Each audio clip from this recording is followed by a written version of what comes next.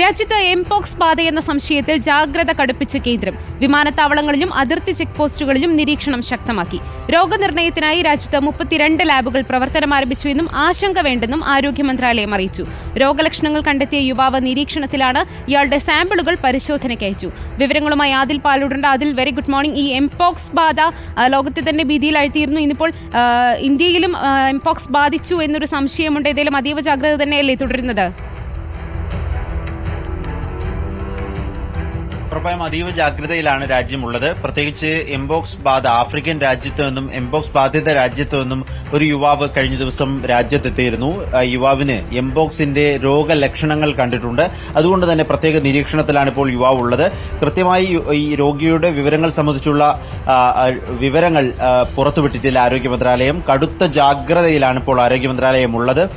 പ്രത്യേകിച്ച് എയർപോർട്ടുകളിൽ, തുറമുഖങ്ങളിൽ, അതിർത്തി ചെക്ക് പോസ്റ്റുകളിലെല്ലാം നിരീക്ഷണവും പരിശോധനയും കർശനമാക്കിയിട്ടുണ്ട്.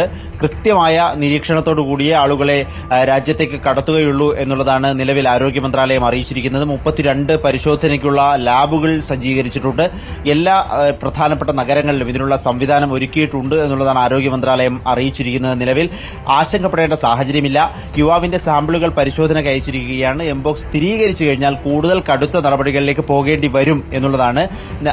ആഗോളതലത്തിൽ തന്നെ ആരോഗ്യ അടിയന്തരാവസ്ഥ പ്രഖ്യാപിച്ചിരിക്കുന്ന ഒരു ഘട്ടം കൂടിയാണ്. എംപോക്സ് എന്നത് ഗുരുതരമായൊരു പകർച്ചവ്യാധി അല്ലെങ്കിൽ കൂടി കൂടുതൽ ജാഗ്രത വേണ്ട ഒരു സ്ഥിതിയാണ് ഇപ്പോഴുള്ളതെന്ന് ആരോഗ്യ മന്ത്രാലയം വ്യക്തമാക്കുന്നു. തുളസി, ഓക്കെ, വ്യക്തമാണ്. രാജ്യത്തെ എംപോക്സ് ബാധ എന്നൊരു സംശയമാണ് ഇപ്പോൾ ഉള്ളത്, ഈ ഘട്ടത്തിലുള്ളത്. ഇനി അത് സ്ഥിരീകരണം വരേണ്ടതുണ്ട്. പക്ഷേ എന്തായാലും ജാഗ്രത കടുപ്പിച്ചിട്ടുണ്ട്. ആശങ്കയല്ല, ജാഗ്രതയാണ് ആവശ്യം. ആദിൽ പാലോടാണ് വിശദാംശങ്ങൾ നൽകിയത്.